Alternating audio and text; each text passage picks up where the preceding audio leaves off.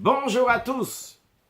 Un des sujets le plus importants dans lequel il faut investir sont dans l'éducation des enfants. D'ailleurs, dans l'index des Igrot Kodesh, des lettres que le Rabbi a écrites, l'index qui est le plus rempli, à notre grande surprise, on aurait pu penser sur la Teshuvah, le repentir, se rapprocher de Dieu, sur l'étude de la Torah, etc., d'autres choses. Eh bien, l'index le plus rempli, lequel le plus de lettres du Rabbi, c'est sur le Chinour, c'est sur l'éducation des enfants, parce qu'il faut investir un maximum dans l'éducation des garçons et des filles de nos élèves.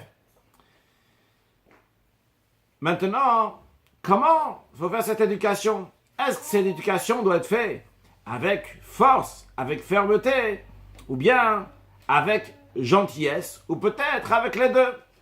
Première chose à voir. Deuxième chose à voir, nos sages disent dans le Talmud que tout érudit en Torah qui n'est pas dur comme du fer n'est pas un érudit en Torah.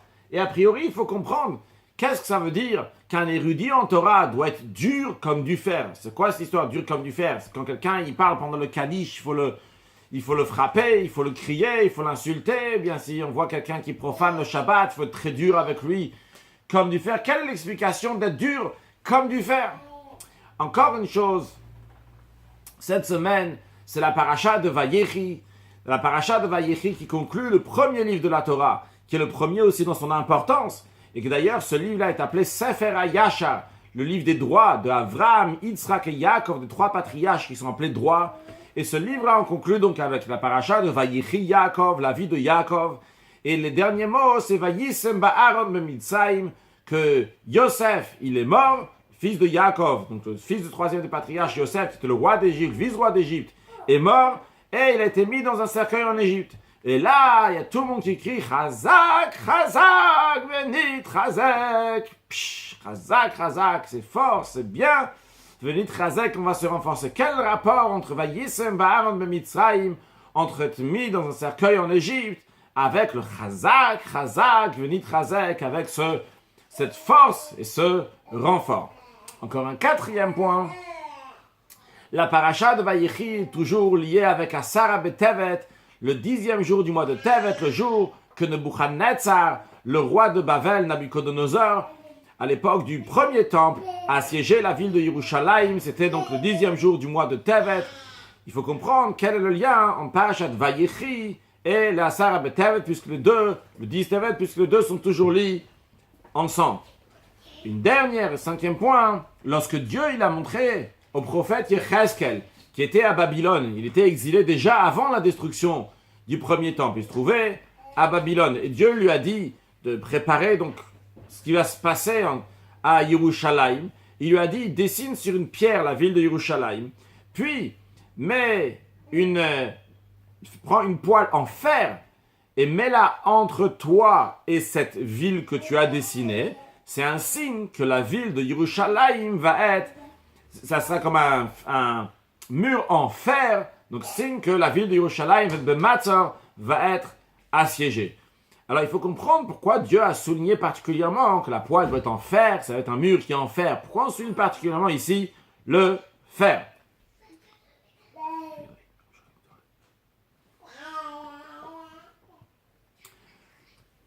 Expliquer cela, voyons tout d'abord comment les 4 jeunes sont des jeunes qui s'enchaînent. Quand on dit qu'ils s'enchaînent, c'est-à-dire que un a entraîné l'autre. Donc on a le premier, le Asara B'Tevet, le 10e jour du mois de Tevet, dans lequel Nebuchadnezzar a assiégé la ville de Yerushalayim, ce qui a amené environ 2 ans et demi plus tard la brèche dans la muraille de Yerushalayim, le 17e jour du mois de Tammuz. Puis après, le 9 Av, 3 semaines plus tard, la destruction du temple. Et plus tard, le jeune de Gedalia, vu que Gedalia, qui était le général, le chef que Nebuchadnezzar avait nommé pour gérer, s'occuper des Juifs qui restaient à Yerushalayim, et lui a été assassiné par des Juifs. À la suite de ça, il y a même les dernières Nichbet Gachalet Israël, comme ça le Rambam dit, c'est-à-dire que c'est même le reste du peuple juif qui restait à Yerushalayim, maintenant aussi, ça c'est fini. Donc en tous les cas, c'est des jeunes. Tout ça, ça commence quand? Ça commence le premier jeune. C'est quoi ce premier jeune-là? C'est le jeune du 10 Tevet, qui sont tous des jeunes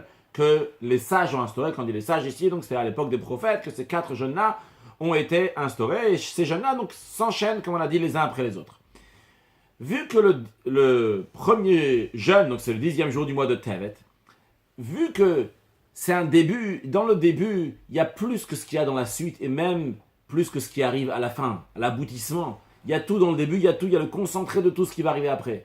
Et c'est la raison pour laquelle d'ailleurs que ce jeûne-là, le jeûne du 10 Tevet, potentiellement, s'il tomberait un jour de Shabbat, eh bien, on l'aurait fait Shabbat. Concrètement, dans le calendrier qui a été fait par Hillel, environ il y a 1600 ans, donc ça ne peut jamais tomber d'après ce calendrier-là que le 10 Tevet a tombé un Shabbat, mais théoriquement, tellement qu'il est strict, eh bien, s'il tomberait un Shabbat, on l'aurait fait de la même manière que Kippour. Quand il tombe Shabbat, on le fait, bien que les autres jeunes, s'ils vont tomber un Shabbat, on ne va pas les faire le jour de Shabbat. Mais le 10 Tevet, si il tomberait un Shabbat, on l'aurait fait. Pourquoi? Parce qu'il est très strict. En quoi il est très strict ce jeûne-là? Parce que c'est le début de toutes les souffrances qui sont arrivées plus tard au peuple juif. Mais, le rabbi nous dit, il faut voir le deuxième côté de la pièce. C'est quoi un jour de jeûne? Un jour de jeûne, le prophète Ishaïa dit, c'est un et ratzon, c'est un moment propice à Dieu.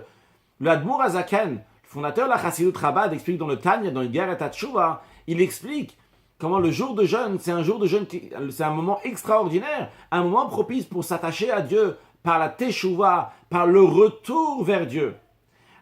Qu'est-ce qu'amène la Teshuvah? La Teshuvah amène la Geoula, elle amène la délivrance. Donc ça en ce qui concerne tous les jours de jeûne. Tous les jours de jeûne, c'est quoi? Leur jour, c'est un jour de Teshuvah, un jour de se rapprocher vers Dieu. Alors, si on maintenant prend, il y a des jours de jeûne qui sont plus stricts, plus, on va dire, plus graves que des autres. Quand on dit les plus graves, ça veut dire aussi qu'il y a encore plus de Teshuvah dans ce jour-là. Alors quand on dit que le jour du 10 Tevet, c'est un jour de jeûne qui est très strict, très important, ça veut dire, dans le fond, regarde le fond des choses. Ça veut dire qu'ici, il y a une Teshuvah exceptionnelle qui a ce jour-là. Une Teshuvah exceptionnelle qui amène une Géoula aussi qui est exceptionnelle. Parce que la Teshuvah amène la Géoula, amène la délivrance. Donc, si on va se repentir, on va se rapprocher de Dieu, retourner à Dieu, eh bien, c'est ce qui va se passer, il va y avoir une délivrance. Et en effet, c'est ce qu'on voit, ce qui s'est passé le premier 10e jour du mois de Tevet. Quand on dit le premier 10 Tevet, c'est la première fois à l'époque de Nebuchadnezzar, lorsqu'il a assiégé la ville de Yerushalayim. Qu'est-ce qu'il a fait? Est-ce qu'il a détruit le temple? Non. Est-ce qu'il a détruit des maisons dans la ville? Non plus. Est-ce qu'il a même touché la muraille de Jérusalem? Il n'a pas touché la muraille. Il est resté à l'extérieur, la muraille.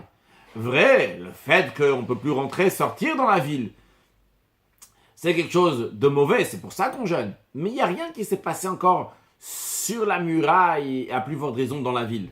Pourquoi? Parce que ce que Dieu a fait en envoyant Nebuchadnezzar assiéger la ville de Yerushalayim, il est en train de dire au peuple juif, Juifs, réveillez-vous, faites Teshuvah, rapprochez-vous de moi, arrangez votre comportement, comportez-vous mieux, faites des actes de bonté et de bienfaisance. Et par cela, il n'y aura pas de destruction, par cela, il n'y aura pas d'exil. Donc, il y aura la Géoula, il y aura la délivrance. Ça, c'était le 10 Tevet, à la base. Donc, c'est un moment de Teshuvah. Concrètement, en effet, les Juifs ne sont pas comportés comme cela. Et vu qu'ils ne sont pas comportés d'une telle manière, ils n'ont pas fait de Teshuvah. C'est la raison pour laquelle qu'après, il y a eu la destruction. Mais si on regarde le 10 Tevet en lui-même, c'est purement un jour de Teshuvah. C'est un jour dans lequel on nous éveille à faire Teshuvah pour se rapprocher encore plus de Dieu. Donc, en autre mot, ce que le rabbi est en train de nous dire ici, change de lunettes. Ne regarde pas le jour de 10 Tevet en tant que jour de début de destruction, de début de l'exil, mais regarde ce jour-là en tant que début de Teshuvah, plutôt qui amène un début de Géoula, de délivrance. C'est comme ça qu'il faut voir ce jour-là. C'est un jour dans lequel qui nous amène une délivrance. Donc, la vue, ce 10e jour du mois de Tevet est complètement différente maintenant. C'est quoi le jour du 10 Tevet? C'est un jour de début de Géoula, de délivrance. C'est tout ce qu'il y a ce jour-là. Vrai, ça passe par d'autres choses. Mais Rabbi ne te dit pas seulement de regarder qu'il y a une galoute, une exil, il y a du mal ici, une destruction qui amène plus tard à la délivrance. Mais encore plus que ça, on te dit ici, regarde ce jour-là qui est un jour de Géoula, c'est un début de Géoula, c'est un début de délivrance. Allons encore plus loin dans cet esprit. Comment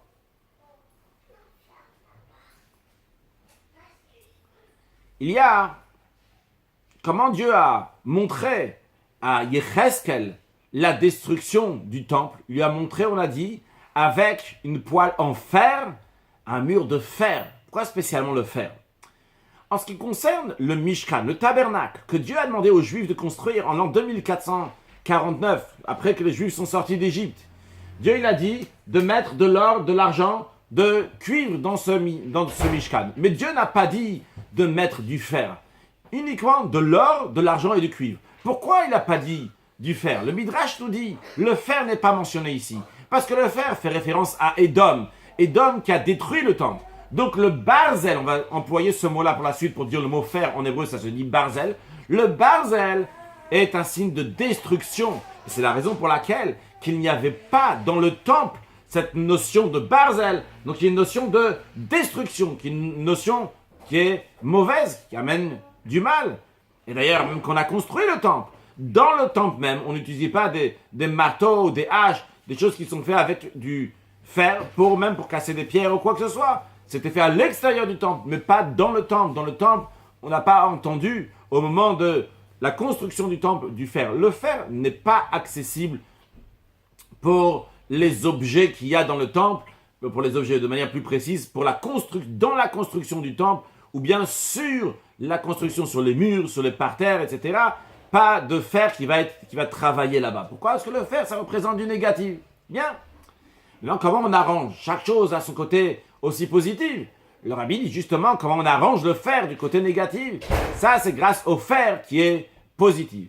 Ce fer positif, ce barzel dit Gdusha. Le barzel de Gdusha de la sainteté. Mais quand on dit Gdusha, la sainteté, on va traduire par positif. Donc il y a le côté négatif, il y a le côté positif. Ce côté positif, c'est quoi? C'est la Gemara, elle dit que un érudit en Torah, qui n'est pas un érudit comme du fer, n'est pas un érudit en Torah. Alors qu'est-ce que ça veut dire? Nous avons demandé qu'un érudit en Torah doit être un érudit en fer. Un érudit en fer, ça veut dire qu'il dévoile sur lui-même, pas sur les autres. Il dévoile sur lui-même le fer. C'est quoi ce fer-là qu'il doit dévoiler? C'est ce qu'on appelle le Etzem HaNeshama, l'essence de l'âme du juif. Cette essence de l'âme qui veut toujours rester attachée à Dieu. Les juifs sont appelés Am Oref, un peuple qui a la nuque raide. Ça qu'on dit qu'il a un peuple qui a la nuque raide, ça veut dire, c'est pas seulement à prendre un côté négatif, mais c'est aussi d'un côté positif. C'est aussi qu'on est têtu. On est têtu pour faire Torah Mitzvot. On est têtu pour garder notre muraille. On est têtu pour garder notre Yerushalayim. On est têtu pour garder notre Torah, quoi qu'il arrive. On va pas s'impressionner. On va garder fortement la Torah et les Mitzvot. Ça, c'est le barzel, c'est le fer. Et c'est ce qui s'est dévoilé le jour de Asara B'Tevet, le 10e jour du mois de Tevet, lorsque Dieu il a dit à Yecheskel qu'il allait avoir un barzel du fer. Ce fer-là qu'il a souligné, c'était quoi? C'était un fer positif, un fer potentiel de Torah, de Gdusha, de sainteté. Eh bien, on comprend maintenant que le 10 Tevet, il y a un barzel, il y a un fer, mais un fer qui est bon, qui est dans la Gdusha. Et pour mieux comprendre ça et voir comment ce fer-là, il n'est pas seulement qu'il y a du positif aussi, mais le fer représente le 3e temple et représente l'éternité du 3e temple. C'est ce que le rabbi maintenant va nous dire, que le fer, il y a du positif aussi dans ça. Et le fer, le fait qu'il est fort, il est ferme, ça représente une éternité qui représentera le 3e temple qui sera éternel. Pour cela, revenons aux 2 premiers temples. On verra aussi le 3e. On a le 1er temple, 2e et 3e temple. Nos sages disent que les 3 temples se correspondent à Abraham, Yitzhak et Yaakov, les 3 patriarches. Encore une chose, nos sages disent. Tout à l'heure, nous avons mentionné que lorsque Dieu il a demandé de faire le tabernacle, le Mishkan, il a demandé qu'on mette de l'or, de l'argent et du cuivre. Lorsque Dieu il a demandé qu'on mette de l'argent, de l'or, de l'argent et du cuivre, nos sages disent que ça correspond à Abraham, Yitzhak et Yaakov, aux 3 patriarches. Mais non, le rabbi nous dit, vu que les 3 temples correspondent à Abraham, Yitzhak et Yaakov, et l'or, l'argent et le cuivre représentent Abraham, Yitzhak et Yaakov, il faut donc dire que le 1er temple, 2e temple et 3e temple, ça aussi, ça correspond à l'or, l'argent et le cuivre. Le 1er temple correspond à l'or, le 2e temple correspond à l'argent, et le 3e temple correspond au cuivre. Le cuivre, en hébreu, ça se dit nechoshet. Nechoshet, qui vient du langage aussi de Nachash, qui veut dire le serpent, qui veut dire le mal. Ce qui a amené le mal au monde, c'est à travers le serpent, lorsqu'il a fait fauter Chava, Ève, la femme de Adam, et par cela, donc il y a du mal qui est arrivé au monde. Donc ça, c'est ce que représente le Nechoshet. Alors, qu'est-ce que ça veut dire que Yaakov, le troisième temple, représente du Nechoshet? Le Rabbi dit, ça veut dire que Yaakov, il donne la force de changer même le Nechoshet, même le cuivre, que le cuivre va devenir quelque chose de bien, quelque chose de positif. Comment Yaakov, il a la force? Il a la force parce que la particularité de Yaakov, c'est la Torah. Abraham, sa particularité, c'est le chesed, c'est la bonté. La particularité de Yitzhak, c'est la gvura, la rigueur. Et la particularité de Yaakov, c'est l'étude de la Torah. Donc on a 3 piliers sur lesquels le monde tient. Donc c'est Torah, Tfila et Tzedaka. Torah, c'est Yaakov, le troisième des patriarches. Tfila, la prière, ça correspond à Yitzhak, le deuxième des patriarches. Et Tzedaka, la charité et la bonté, ça correspond au premier des patriarches, Abraham. Mais par la Torah a une force exceptionnelle qui nous donne de pouvoir changer même quelque chose qui est du nachash, du nechoshet, du serpent, du cuivre, qui va changer, il va devenir en kedusha. Bien, mais le Rabbi rajoute encore quelque chose maintenant. Le Rabbi dit en vérité, quand est-ce qu'on fait le birour, le raffinement du nechoshet, du nachash, du serpent, ce n'est pas seulement dans le troisième temple. Le troisième temple, c'est plus que cela, comme on va voir dans quelques instants. Le nechoshet, cette qualité de pouvoir changer le serpent, le mal en bien, ça se fait déjà lorsqu'on est en exil. Et parce que quand on parle de l'or, de l'argent et du cuivre, c'est étape par étape. L'or, c'est le plus haut, après on a l'argent, après on a le cuivre. Et le fer, c'est le niveau qui est encore plus bas, qu'on va voir dans quelques instants. Mais voyons ce qui est écrit à propos des 3 métaux, or, argent et cuivre, comme ça correspond en hébreu. En hébreu, le mot or s'écrit zahav, zain, he, vet. Zain, he, bet, ça correspond à ze hanoten bari. C'est celui qui donne en bonne santé. Quand il s'agit de donner la charité, il y a des gens qui sont en bonne santé. Tout va bien, il n'y a pas de souci, il n'y a pas un problème de santé, ou un problème de taxe fiscale, ou un problème dans la parnassa qui ne gagne pas sa vie comme il faut. Tout va bien. Mais il donne la tzedaka, il donne la charité. Zeh hanoten bari, c'est celui qui donne en bonne santé. C'est une qualité, une manière de donner qui est comme de l'or. C'est pas qu'il a donné de l'or, sa manière de donner, c'est comme de l'or. Puis, on a une deuxième catégorie, ça s'appelle kesef. Kesef, c'est kaf, samer, fesofit. Alors, c'est les initiales de kesheyesh, sakanat, parad. Lorsqu'il y a une peur, risque d'arriver, on n'a pas encore les résultats de la maladie, Dieu en préserve, on ne sait pas c'est quoi, quels sont les résultats, hop, là on va donner la tzedaka. On ne sait pas encore ce qui va se passer, un jugement, un ci, un ça, bon, on va donner la tzedaka. Lorsqu'il y a une peur de quelque chose qui va arriver, la personne donne la charité. C'est une deuxième catégorie. C'est vrai, c'est très très bien, c'est aussi important, il a fait ce qu'il fallait. Mais la manière qu'il a donné, c'est parce qu'il était dans telle situation. Puis, il y a le troisième niveau, le nechoshet, qui est donc nun, chet, shin, tav, qui est senetinat chole sha'amartenu. C'est le don d'un malade qui a dit donner. Donc lui, il est déjà malade, il est de situation, il ne sait pas s'il va revenir, il va rester dans ce monde-là ou pas. Il dit, chole, je suis déjà malade, donnez déjà. Le mal est arrivé, la situation difficile est arrivée. Et il donne la tzedaka parce qu'il est dans une situation difficile. Encore une fois, ça aussi c'est bien. Mais par rapport à celui qui donne en bonne santé, son don du premier, c'est un zav, c'est de l'or, tandis que son don à lui, c'est considéré une rochette, c'est du cuivre. Donc c'est juste pour dire que c'est différents niveaux qui vont du haut vers le bas. Mais on est encore dans ces 3 métaux qui ont place dans le tabernacle, dans le temple, ce qui n'est pas le cas du barzel, du fer. Le fer, il est encore plus bas que ça. Le Rabbi dit, quand on dit zav, celui qui est en bonne santé et qui donne, c'est quoi? C'est un temple qui est en bonne santé. Cela fait référence au tabernacle qui a été construit lorsque les Juifs étaient dans le désert, et plus tard, donc le premier temple lorsqu'il était à Yerushalayim. Donc ça, c'est zahav, c'est de l'or, c'est netinat bari, c'est quelqu'un qui est en bonne santé. Puis après, on a le kesef, ksheyesh sakanat parad. C'est le deuxième temple, On a peur, c'est déjà arrivé que le temple a disparu, il a été détruit, donc on a peur de ce qui risque d'arriver. Puis on a le l'époque de l'exil. Le rabbi dit, c'est pas le troisième temple, c'est l'époque de l'exil. Lorsque nous sommes en exil, on est cholé, le juif il est malade, et il dit, oh nous, il dit à Dieu, donne-nous le troisième temple, donne-nous ce temple qui va être éternel, dans lequel il n'y aura pas de destruction, pas comme le premier, pas comme le deuxième. Donne-nous, et que Dieu il donne, quand il va le donner, qu'il donne avec grande largesse. Donc le rabbi explique d'après cela que l'or c'est le premier temple, l'argent c'est le deuxième temple, et le nechosh et le cuir, c'est l'époque de l'exil entre le deuxième et le troisième temple. Quand le troisième temple, qu'est-ce qu'il représente? Le troisième temple représente le barzel, il représente le fer qui est le niveau le plus bas. Lorsque Mashiach va venir, il y aura cette fermeté aussi, donc de barzel, de fer, qu'on va retrouver dans ce temple. C'est-à-dire que l'éternité qu'il y a dans le temple, eh bien, elle est comparée à du fer. Mais le rabbi va encore plus loin. C'est pas seulement qu'on va retrouver donc du fer, qu'on va retrouver la notion de fer dans le temple, l'éternité, mais encore plus que ça. Dans le temple même, dans la construction du temple, il y aura du fer. Pourquoi? Comment on peut dire une telle chose?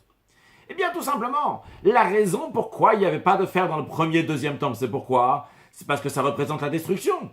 Et en effet, le premier et deuxième temple ont été détruits. Donc, vu que le premier et deuxième temple ont été détruits, ils pouvaient être détruits parce que c'était créé par des êtres, c'était construit par des êtres humains. C'est la raison pour laquelle il fallait faire attention, dire stop au barzel, attention, pas de fer ici. Par contre, le troisième temple, qui est un temple qui est éternel, de la même manière que la délivrance aussi est une délivrance qui est éternelle. Dans ce temple-là, eh bien, il y a la possibilité de mettre du fer. Et vu qu'il y a la possibilité de mettre du fer, il faut mettre du fer pour montrer qu'on a changé le fer qui avant, jusqu'à présent, était un fer qui était destructif. Maintenant, c'est un fer qui est positif et qui a que du positif, il n'y a que du bien, il n'y a que de la kdusha, que du barzel de kdusha, du fer positif. Et donc, dans la construction du temple même, il y aura du fer. Donc, qu'est-ce que nous avons vu? Nous avons vu que cette notion que Dieu il a montrée à Yecheskel du fer, il y a en effet le fer négatif, mais il y a aussi le côté du fer qui est positif. Et donc, il y a deux facettes comment voir ce fer. Il y a la première facette, comme on voit le jour de jeûne à première vue. C'est un début d'exil, c'est un début de destruction, c'est du fer. Mais il y a une deuxième facette à cela, aussi bien au jeûne qu'au fer. Voir le jeûne en tant que début de Géoula, au début de délivrance. Et de même aussi, voir le fer en tant que le début du fer qu'il y aura dans le troisième temple. C'est-à-dire que on est même après qu'il y a eu la destruction avec le fer. Mais tout ça, c'était pour arriver à un fer qui était beaucoup plus grand. Et quand tu regardes d'une telle manière, tu ne regardes pas ce qu'il y a au présent. Tu regardes avec des jumelles. Tu vois ce qui va se passer à la suite de ça. Et quand tu regardes ce qu'il va y avoir après ça, ce qu'il y a maintenant, on ne va même pas considérer ça une étape. Prenons un exemple de quelqu'un qui plante une graine. Quand quelqu'un il plante une graine, il n'est pas en train de planter maintenant, en train de perdre une graine qu'il met dans la terre. Lui, dans sa tête, qu'est-ce qu'il voit ici en mettant une graine dans la terre? Il n'y a aucune perte, zéro perte. Lui, dans sa tête, qu'est-ce qu'il voit? Il voit après des épis de blé qui vont pousser. Il voit à la suite de ça un arbre qui va pousser. La graine n'est pas du tout perdue, bien au contraire. Ici, qu'est-ce que je vois quand je mets une graine dans la terre? Je vois ici le début de la pousse, comment ça va pousser, comment ça va sortir, qu'est-ce qui va grandir de ça. De la même manière aussi, qu'est-ce qu'il faut voir dans l'exil, dans le fer, dans la destruction, la construction, la délivrance, et l'avant aller beaucoup plus loin qui se passe par cela. Donc on ne voit pas ici d'exil, mais on voit directement la délivrance qui se trouve ici. Donc ça, c'est le message du 10e jour du mois de Tevet. Eh bien, ce message-là du 10e jour du mois de Tevet, que bien qu'à première vue, ça a l'air donc d'un exil, mais en vérité, ce n'est pas un début d'exil, c'est un début de Géoula, de délivrance. Eh bien, c'est le même message aussi qu'il y a dans la paracha de Vayechi. Dans la paracha de Vayechi, au début, on nous parle de Yaakov, quand il a vécu en Égypte pendant 17 ans. C'est l'Égypte. On parle à la fin de la paracha aussi, Vayisem ba'aron b'Mitzrayim. Comment on a pris Yaakov, comment Yaakov il a été mis, et comment Yosef il a été mis dans un cercueil en Égypte. On nous parle de l'Égypte. Et d'ailleurs, juste après, à quoi on passe? Après qu'on finit le Sefer HaYashar, après qu'on finit livre dans lequel on parle de Avraham, Yitzhak et Yaakov, donc qui sont les patriarches. On passe maintenant aux enfants, parce que le Maaseh Avot, ce que les patriarches ont fait, c'est un siman, la banim, c'est pour arriver après aux enfants, ce que les enfants, ils vont avoir. El et Shemot, Bnei Yisrael. Le deuxième livre de la Torah s'appelle Shemot, le nom de Bnei Yisrael, des enfants de Bnei Yisrael. Et on dit Reuven et Shimon, etc. Le Midrash nous dit, Reuven et Shimon descendent en Égypte. Le Midrash dit tout de suite, Reuven et Shimon salkin, Reuven et Shimon remontent, ressortent d'Égypte. Qu'est-ce que ça veut dire? On est en train de le dire ici. Vrai, il y a ici un Eretz Mitzrayim, il y a une exil. Mais ne regarde pas juste l'exil, regarde le salkin, comment on remonte de l'exil, comment on ressort de cet exil, pas comment on va dans l'exil, mais regarde qu'est-ce qui va se passer après. Et c'est la raison pour laquelle, après qu'on dit Vayisem Baron ben Mitzrayim, oui, il a été mis dans un cercueil en Égypte, il est en Égypte, le peuple juif est en Égypte, Shemot ben Yisrael Baïm Mitzrayim, il est en Égypte, mais qu'est-ce qu'on conclut après? Vayisem Baron ben Mitzrayim, il a été mis dans le cercueil en Égypte, qu'est-ce qu'on dit? On dit Chazak, Chazak, Venit, Chazak. On dit que maintenant il y a un chizouk, il y a une force qui est donnée. Et cette force-là, elle est donnée de Vayichi Yaakov. C'est Yaakov qui donne cette force. Yaakov, c'est la vérité. Quelque chose qui est vrai, c'est quelque chose qui dure pour toujours. Yaakov représente l'éternité. Comme le sage dit que Yaakov l'omet. Yaakov, il n'est pas mort. Mazaro Bachaim. La même manière que sa descendance est en vie, Afhu Bachaim. Lui aussi, Yaakov est aussi en vie. Parce que lorsque Zaro Bachaim, lorsque sa descendance est en vie, lorsque les enfants de Yaakov, comme nous, aujourd'hui ensemble, on est en train d'étudier la Torah, on est en train d'accomplir la Torah, que Yaakov, toute sa vie, c'est quoi? C'est la Torah. C'est quoi le sujet de Yaakov? On a dit, c'est la Torah. Lorsqu'on est avec la Torah, eh bien là, il y a l'éternité de Yaakov qui est là. Et c'est pour ça qu'on a besoin d'un chizouk tout en étant en Égypte. On te dit, c'est vrai que tu vas en Égypte, mais sache que Zaro Bachaim, Zaro qui est aussi de langage de Zera, qui veut dire une semence, une graine qu'on plante dans la terre. Quand on plante une graine, on a dit, on sait que ça va pousser. Et on revoit ça à travers... C'est vrai qu'il y a un grain de semence ici, mais en vérité, c'est la pousse qu'on regarde, ce qui va ressortir. Alors sache que Zaro Bachaim, que Yaakov, par la force de la Torah, il donne la force de changer la situation d'exil qu'on va avoir même en étant en exil. On va avoir cette force et cette éternité de Yaakov qui se dévoilera très prochainement lorsqu'il y aura la Geoula, Mitit Vashlem, à la délivrance totale, avec un temple qui est éternel, avec une délivrance qui est éternelle. Et cette force-là, donc Yaakov lui donne à sa descendance. Et ça, c'est le Chazak qu'on dit à chaque juif, de savoir qu'il a une force exceptionnelle, vu qu'il était descendant de Yaakov, et que Yaakov lui donne la force, parce que Yaakov, c'est l'éternité. Chazak, venit Chazak. Tu vas en exil, mais le final de l'exil, c'est quoi? C'est que tu vas remonter, tu vas sortir de ça. D'ailleurs, le dernier mot des 24 livres de la Torah, quand on dit 24 livres, parce qu'il y a 5 livres de la Torah, donc le Chumash qui est un langage de Chamesh, qui veut dire 5, les 5 livres de la Torah, mais après on a les prophètes, hagiographes, le Nevim et Ktuvim. Comment on finit tout? On finit avec le livre des Chroniques, c'est le 24e livre. Et le dernier mot là-bas, c'est quoi? C'est Veyal, qui monte, qui dit aux Juifs, qui monte. Le but, c'est quoi? Vrai, des descendus en exil. Vrai, il y avait Eretz Mitzrayim. Il y a quand un Juif va en Égypte. Mais ça, un Juif, il reste pas là-bas. Un Juif va sortir après de l'Égypte. Il va remonter, comme il y a écrit ailleurs, le Rabbi dit, on ne satani mi Mitzrayim. Qu'un Juif, il sait que Dieu va me sortir d'Égypte. On ne reste pas en Égypte. L'Égypte, c'est là pour aller encore plus haut, pour arriver à la Géoula, pour arriver à la délivrance.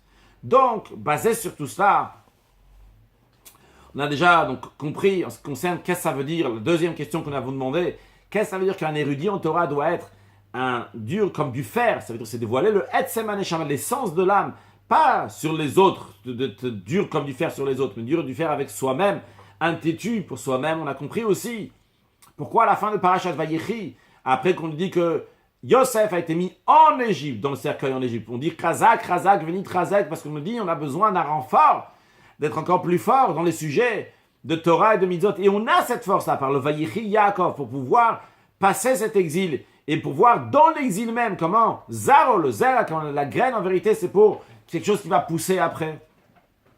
On a compris aussi entre le lien entre la paracha de Vayechi et Asara Betevet, parce que c'est le même point. Le 10 Tevet, c'est quoi? C'est pas un début d'exil, c'est un début de délivrance. C'est comme ça qu'il faut voir le jour du Tevet.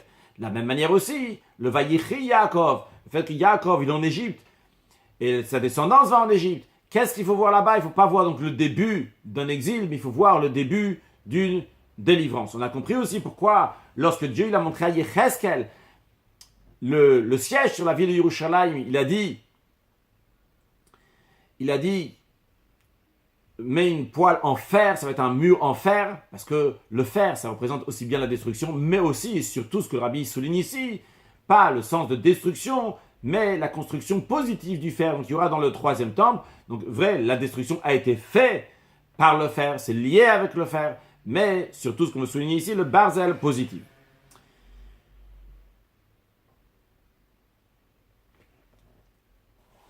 Avant de répondre à la première question que nous avons eue, donc qu'est-ce que ça représente dans l'éducation de nos enfants, le Rabbi dit toute la notion qu'on a dit, de voir dans l'exil, même le début de la délivrance, c'est lié particulièrement à notre génération, et particulièrement donc l'année 5752, lorsque le Rabbi a dit la Sikha. Le Rabbi dit, notre génération, c'est la dernière génération de l'exil, et c'est elle, c'est cette génération-là, donc la première de la délivrance, comme le Rabbi précédent a annoncé que c'est déjà fini, on a déjà fini tout le travail de l'exil, et ça s'est déjà fini, Kalokola Kitsin, tous les dates qui ont été données pour la venue de Mashiach sont déjà passées, et on a déjà fait Tchouva, sont déjà finies toutes les préparations, et de manière grandiose, toutes ces préparations ont été donc faites, et maintenant tout est prêt pour le repas avec Mashiach, le repas dans lequel il y aura le Viatan, le grand poisson, le charabar, de la viande, le yaïna, le shumar, le vin donc qui est gardé depuis les 6 jours de la création. D'ailleurs, le Rabbi, entre parenthèses, parle aussi dans la note qu'il faut faire attention aussi au vin.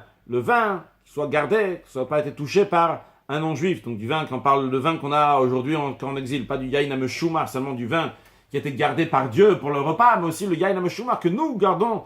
Le vin que nous avons, il doit être bien gardé, bien comme il faut. Le Rabbi souligne aussi, donc c'est particulier, donc pour l'année 5752, dans laquelle il a dit la sikha, Hey Tafshin Nun Bet, écrit Hayot Shnat Niflot Bakol, il y aura des merveilles dans tout le domaine. C'est la raison pour laquelle, donc, quand on dit des merveilles dans tous les domaines, ça commence déjà les plus grandes merveilles, les merveilles avec la venue de Mashiach. C'est la raison pour laquelle, dans notre génération, dans notre année, c'est encore plus souligné comment le chizouk, le reforce qu'il y a, le but de la Géoula, de la délivrance, qui est même quand on est encore en exil.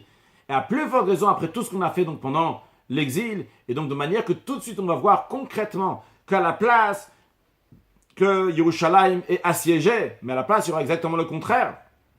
Parce que le prophète dit lors de la venue de Mashiach que Prazotesh Yerushalayim, que la ville de Yerushalayim va être au-delà de murailles, il n'y aura pas de murailles, ce sera Yerushalayim va être dans toute la terre d'Israël, et toute la terre d'Israël dans le monde entier, il y aura encore à la place qu'une grande ferme, au contraire, ça va être encore plus développé.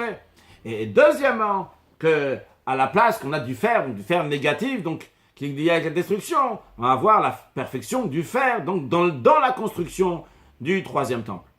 Là, le Rabbi dit, alors quel est l'enseignement qu'on en tire de tout ça? Eh bien, l'enseignement qu'on en tire de tout ça, de Parashat Vayechi concrètement, c'est le Zar Bachaim, c'est la descendance de Yaakov qui est en vie, c'est-à-dire qu'on rajoute encore plus de chizouk, de chazak, de renfort dans la pensée, dans la parole, action, et avec une force qui est éternelle d'implanter, entre guillemets, des sujets de Torah, de Mitzvot, qui amènent tout de suite la pousse, la tzmicha, donc les choses ont poussé de la Géoula, de la délivrance. Alors Rabbi explique, qu'est-ce que ça veut dire concrètement pour l'éducation des enfants, puis après pour nous-mêmes et pour le monde en général.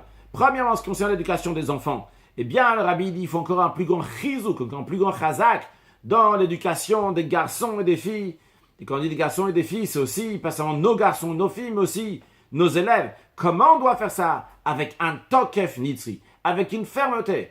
Nous avons demandé, est-ce que l'éducation doit être faite avec une fermeté ou bien avec gentillesse et douceur? Eh bien, le Rabbi nous dit que ça doit être fait avec une grande fermeté. Mais qu'est-ce que ça veut dire avec grande fermeté? Grande fermeté par rapport au maître, par rapport aux parents, que le parent, le maître, ils vont tellement se donner dans ce qu'ils font, c'est faire avec une si grande fermeté, avec une si grande chaleur, avec une si grande ferveur, avec une si grande définition, que les enfants sont imprégnés de ça, que les élèves sont imprégnés de ça, parce qu'ils ont vu chez leurs parents, chez leurs enseignants, du fer, ils ont vu ce feu de l'âme, ils ont vu la fermeté, comment ils sont tellement enflammés de ce qu'ils font, de manière que même après, lorsque le rave, lorsque les parents vont être occupés à faire d'autres choses, parce qu'ils font encore d'autres choses dans d'autres domaines, et les enfants maintenant sont seuls, sont indépendants, eh bien, ils vont quand même continuer à se comporter comme le parent leur a donné, comme Yaakov, que Zaro Bachaim,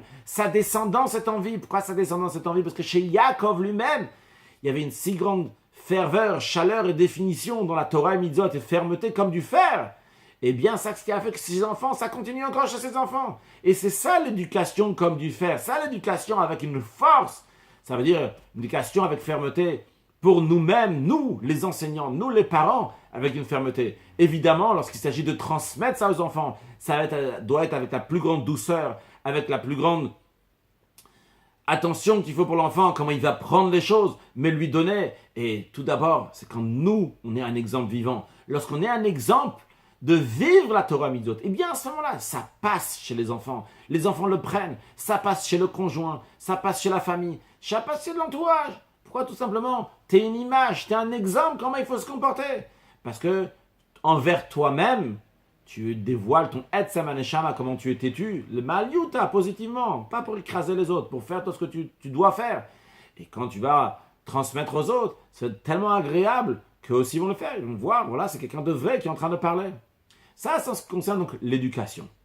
Le Rabbi dit aussi que ce Zaro Bachaim, sa descendance est en vie, c'est pas seulement par rapport à quand on va transmettre quelque chose d'autre. C'est aussi tout ce qu'on fait. Chaque action qu'un juif y fait, chaque parole qu'un juif y dit, chaque pensée qu'un juif y a, tout doit être lié avec son Etzem Haneshama, avec l'essence de son âme. Dévoiler comment il est attaché avec Akadosh Baruch Hu dans ça. Et vu que c'est attaché avec Dieu, Dieu qui est éternel, eh bien chaque chose qu'il fait, l'action elle-même, elle est éternelle. C'est un sujet qui va faire des fruits et des fruits, des fruits. C'est une parole qui va enflammer des autres aussi, qui va influencer des autres. Pourquoi? Parce que chez la personne, chez soi-même, eh bien, j'ai investi dans cet objet, dans cette mitzvah, dans ce projet de mitzvah, de commandement de Dieu, j'ai investi toute mon âme. Vu que j'ai investi toute mon âme, même lorsque après, je vais aller m'occuper de quelque chose, ou bien aller me reposer pour que mon âme va se ressourcer au moment où on se repose, on va dormir, eh bien, la chose que j'ai fait, elle continue d'elle-même à faire encore des fruits et des fruits, des fruits infiniment.